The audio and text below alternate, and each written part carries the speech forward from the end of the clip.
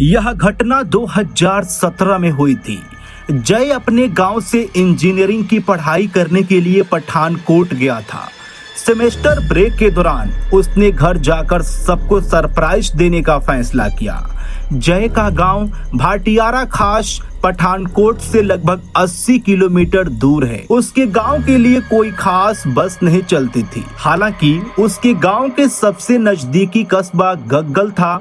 उसका रास्ता कुछ इस तरह था। पठानकोट से गग्गल के लिए बस लेना, गग्गल बस स्टैंड पर उतरना और फिर अपने गांव पहुंचने के लिए कोई शेयर टैक्सी या फिर दूसरी उपलब्ध बस सेवा लेना। 27 मार्च 2017 को जय रात 8 बजे पठानकोट बस स्टैंड पहुंचा। वहां से गग्गल बस स्टैंड की दूरी सिर्फ 75 किलोमीटर थी, जिसमें लगभग 3 घंटे लगते थे। उसने सोचा कि वह रात 11 बजे तक आसानी से पहुंच जाएगा और वहां से घर जाने का कोई ना कोई रास्ता ढूंढ लेगा। जय रात 8 बजे पठानकोट से बस में चढ़ा, लेकिन जय का साथ किस्मत ने नहीं दिया। पठानकोट और गग्गल के बीच जय की बस 2 बार खराब हो गई, जिससे उसे पहुंचने में 2 से ढाई घंटे की देरी हो गई। रात करीब 1:30 बजे बस ने जय को गग्गल बस स्टैंड पर उतार दिया। जय ने देखा कि उसके आसपास कोई नहीं था। चारों तरफ घुप अंधेरा था और उसे सिर्फ रात के कीड़े मकोड़ों की आवाजें सुनाई दे रही थी। वहाँ कोई बस, टैक्सी या बाइक नहीं थी। जय को समझ नहीं आ रहा था कि बस स्टैंड से घर कैसे जाए। उसने घर फोन करने के बारे में भी सोचा, लेकिन फिर उसने सोचा अभी रात के 1:30 बज चुके हैं और इस समय उन्हें परेशान करना ठीक नहीं होगा। और यही जय से एक बहुत बड़ी गलती हो गई। उसने गग्गल बस स्टैंड से पैदल ही घर जाने का फैसला किया। जय पहाड़ी इलाके का रहने वाला था और पूरी जिंदगी गांव में बिताने की वजह से उसे पैदल चलने की आदत थी। 4 किलोमीटर की दूरी इतनी ज्यादा नहीं थी। यही सोचकर जय ने गग्गल बस स्टैंड से अपने गांव भाटियारा तक सफर शुरू किया। चलिए एक और बात समझते हैं। गग्गल बस स्टैंड और भाटियारा के बीच एक जगह है जिसका नाम बेदी है। हर साल वहां एक मेला लगता है और मेले के समय ही जय अपने घर जा रहा था। जय का प्लान था कि वह घर जाकर अगले दिन अपने कजन्स के साथ मेला घूमने जाएगा, लेकिन किस्मत को तो कुछ और ही मंजूर था। जय ने अपना बैग अपनी पीठ पर टांगा और गांव की तरफ चलने लगा। उसने अपना फोन चेक किया और देखा कि बैटरी सिर्फ 20% बची थी। उसने अपनी गर्लफ्रेंड को फोन किया, यह जानते हुए कि उसे देरी हो जाएगी। जय ने कहा, जब तक मैं गांव पहुंच न जाऊं तब तक मुझसे बात करती रहना। वे उस अंधेरी सड़क पर अपनी गर्लफ्रेंड से बात करते हुए आगे बढ़ते रहे। थोड़ी देर बाद जय बेदी वाली जगह पर पहुंचा जहां हर साल मेला लगता था, लेकिन इस बार जय ने देखा कि वहां ना तो मेले के स्टॉल थे, न झूले, कुछ भी नहीं था। सब कुछ एकदम फीका फीका लग रहा था। जैसे ही जय मेले वाली जगह से गुजरा, उसे एहसास हुआ कि उसके सिर से 2 फीट ऊपर कुछ हिल डुल रहा है। यह कुछ वैसा ही था जैसे सब सूखी पत्तियों में आग लगती है तो उनसे चरचराने जैसी आवाज आती है। जय को भी वैसी ही एक आवाज सुनाई दी। उसने ऊपर देखा कि वहाँ क्या था, लेकिन वहाँ कुछ भी नहीं था। जय ने इसे नजरअंदाज कर दिया और अपनी गर्लफ्रेंड से बात करते हुए 100 मीटर आगे चलता रहा। अचानक राख का एक गोला उसके कंधे पर गिरा और चूर चूर होकर पाउडर बन गया। गिरती हुई राख ने अचानक जय का ध्यान उसके कंधे की ओर खींचा और उसे लगा कि उसके पूरे कंधे पर राख फैली हुई है। यहीं पर जय को पहली बार थोड़ा डर लगा। उसे धीरे धीरे एहसास हो रहा था कि कुछ तो गड़बड़ है। वह तेजी से गांव की ओर चलने लगा और लगभग 20 कदम चलने के बाद जय ने अपनी गर्लफ्रेंड से कहा, सुनो, मुझे लग रहा है कि कोई मेरा पीछा कर रहा है। उसी पल जय को अपने पीछे किसी बूढ़े आदमी के चलने की आवाज सुनाई दी। उसे ऐसा लगा जैसे वह आदमी दर्द से कराह रहा हो। वह चल रहा था। उसे उस लाठी से आने वाली क्लिक जैसी आवाज भी सुनाई दे रही थी, जिसे अक्सर बूढ़े लोग सहारे के लिए साथ रखते हैं। जय अपनी गर्लफ्रेंड से कहता है, मेरे पीछे कोई है, मुझे बहुत ही अजीब सी आवाज सुनाई दे रही है। उसकी गर्लफ्रेंड उससे कहती है, वह लगातार भगवान का नाम जपता रहे और आगे बढ़ता रहे, बिल्कुल भी पीछे मुड़कर ना देखे। जय 3-4 कदम और आगे बढ़ता है। वह रुक जाता है। जैसे ही वह रुकता है उसके पीछे से आने वाली आवाज भी बंद हो जाती है। वह अपने फोन की बैटरी चेक करता है और पता है कि 11% पर है। उसका घर अभी लगभग 2.5 किलोमीटर दूर है। डर से कांपता हुआ जय भारी भारी सांसें लेते हुए अपने कदम आगे बढ़ाता रहता है। उसकी गर्लफ्रेंड अभी भी फोन पर थी और थोड़ी देर बाद जय जोर से चीखा, अपनी गर्लफ्रेंड से कहा, किसी ने पीछे से मेरा पैर पकड़ लिया है, वे मुझे अपनी तरफ खींच रहे हैं, मैं बहुत डरा हुआ हूँ। तब उसकी गर्लफ्रेंड ने उससे कोई मंत्र जपना शुरू करने को कहा, गायत्री मंत्र या हनुमान चालीसा। लेकिन जय की हालत इतनी खराब थी कि उसे किसी भी भगवान का नाम या कोई मंत्र याद ही नहीं आ रहा था। उसने जय से फोन को स्पीकर पर रखने को कहा, लेकिन जय अपना होश हवास खो चुका था। उसने अपनी गर्लफ्रेंड से कहा, मुझे समझ नहीं आ रहा कि मैं क्या करूं।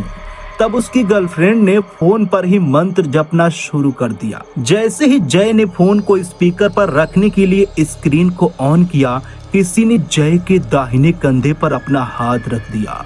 जय ने पीछे मुड़कर देखा और उसे एक आदमी का काला झुलसा हुआ हाथ दिखाई दिया। जय में उस हाथ को हटाने या किसी भी तरह से प्रतिक्रिया देने की हिम्मत नहीं बची थी। फोन का स्पीकर चालू करने की तो बात ही दूर थी। वह पूरी तरह से अपना मानसिक संतुलन खो चुका था। वह किसी तरह अपनी गर्लफ्रेंड से बात करते हुए खुद को उस जगह से घसीटकर दूर ले जा रहा था। उसे लगा कि उस जगह पर कुछ तो गड़बड़ है और उसके पैर में ऐसा महसूस हुआ जैसे कोई उसे जोर से पकड़ रहा हो। उसे सचमुच खुद को घसीटते हुए उस रास्ते पर आगे बढ़ना पड़ा। सिर्फ 2 मिनट चलने के बाद ही जय के फोन की बैटरी खत्म हो गई। उसका फोन बंद हो गया। अब जय उस सुनसान सड़क पर बिल्कुल अकेला था। वह घर पर किसी को फोन भी नहीं कर सकता था।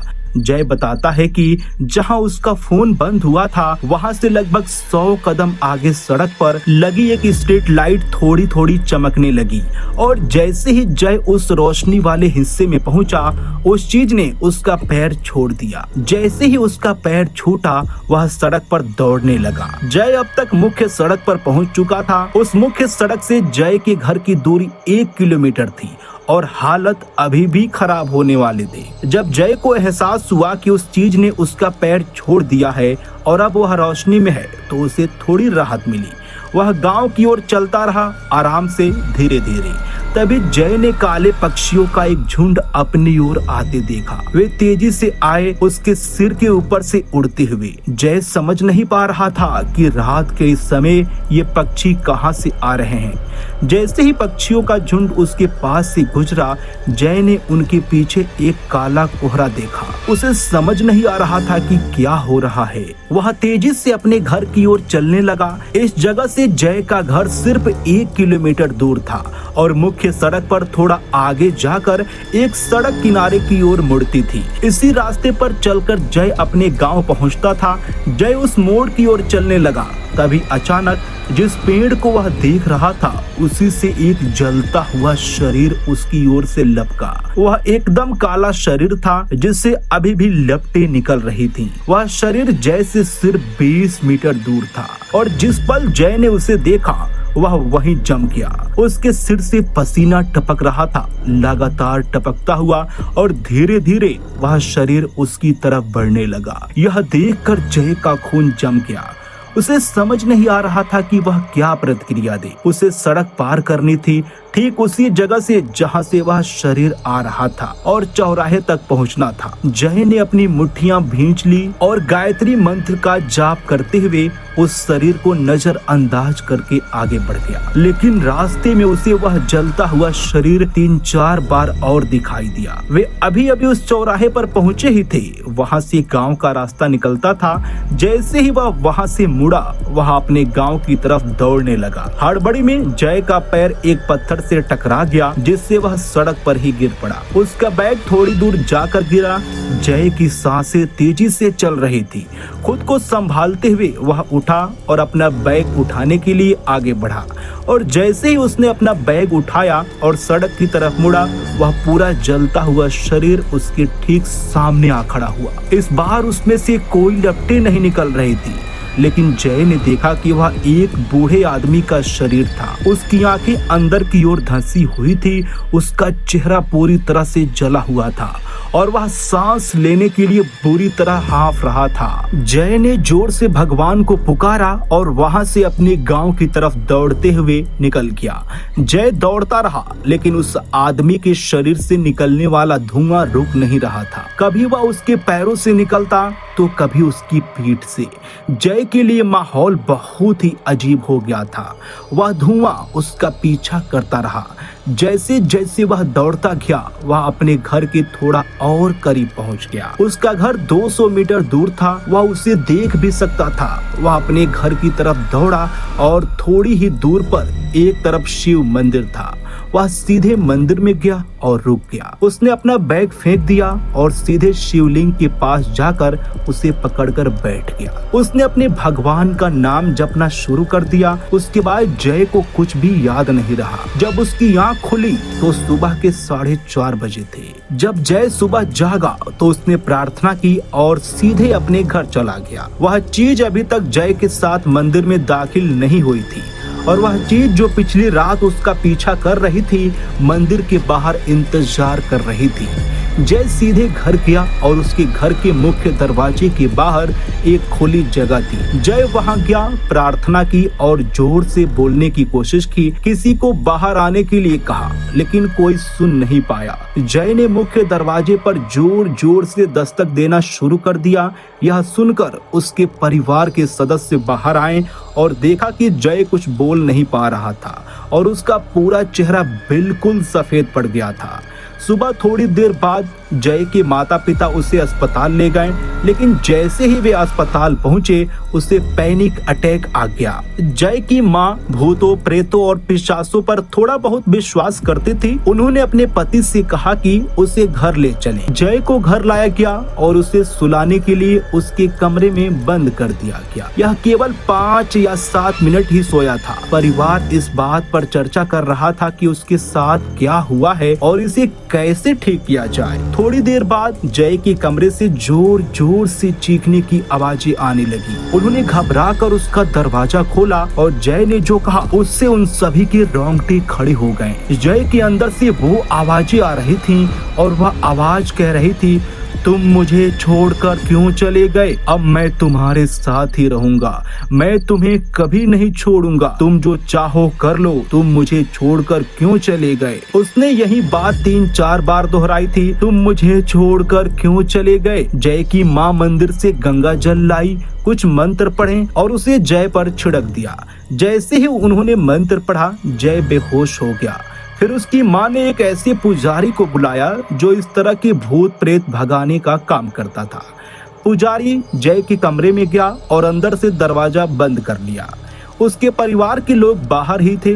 पुजारी ने जय से 15 से 20 मिनट तक बात की और फिर बाहर आया। उसने बताया कि गग्गल बस स्टैंड और जय के घर के बीच स्थित बेंदी, जहां मेले लगते हैं, वहां पे आग लगने से एक बुजुर्ग व्यक्ति की मौत हो गई थी। गांव वालों को इस बारे में पता था, लेकिन उन्हें यह नहीं पता था कि उस बूढ़े आदमी का अंतिम संस्कार ठीक से नहीं किया गया था, क्योंकि रात बहुत हो चुकी थी। इसीलिए लोग उसके आधे जले हुए शरीर को शमशान घाट पर ही छोड़कर वापस लौट आए थे। जय उसी जगह से गुजर रहा था जहां उस बूढ़े आदमी की मौत हुई थी और वह गांव की तरफ जा रहा था। उसकी आत्मा अभी भी वहीं भटक रही थी और जब उसने जय को अकेला देखा तो उसने जय पर कब्जा कर लिया और यह शक्ति बहुत ज्यादा ताकतवर थी। अगले 3 महीनों तक जय को उनके घर के बाहर बने मंदिर के पास ही रखा गया। हर रोज 3 से 4 घंटे तक उसकी पूजा अर्चना की जाती और फिर उसे घर वापस भेज दिया जाता। पुजारी ने इसके लिए कई नियम और कायदे बनाए थे। जय का कॉलेज भी 3 महीनों के लिए पूरी तरह से बंद कर दिया गया था। आखिरकार